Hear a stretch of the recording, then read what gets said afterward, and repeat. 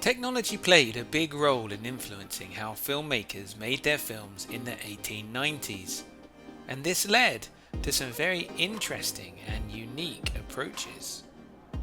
Thomas Edison. Edison's kinetograph could take 16 photographs every second, but it was a big, heavy machine that used electricity. Therefore, Edison created Black Maria, a film studio with some very special qualities.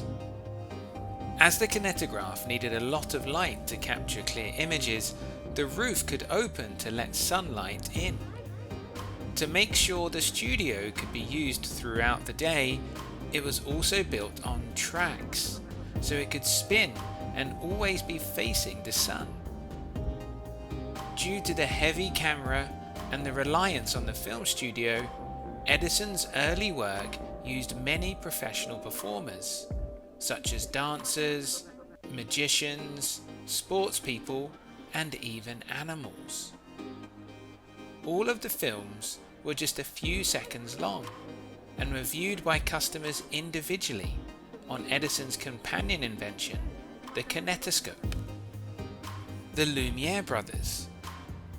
The cinematograph, created by Auguste and Louis Lumiere, was much lighter than the kinetograph and was hand-powered, so the Lumiere brothers could take it anywhere. As they were not tied to a studio or a source of electricity, they could take their camera outside, and they started filming real life in what they called actualités. This included people leaving a factory after a day's work, trains arriving at stations, or babies being fed.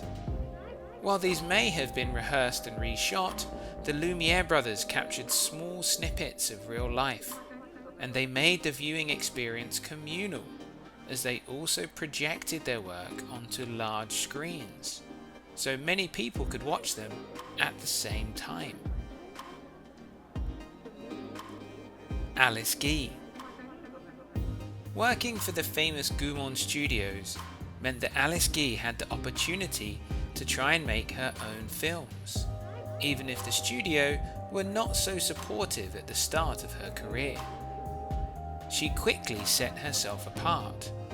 Unlike Edison, who was recording performers, and the Lumiere brothers, who were making actualités, Guy pioneered the idea of fiction film, and in her first film, The Cabbage Fairy, she used costumes, sets, and props to realize her vision.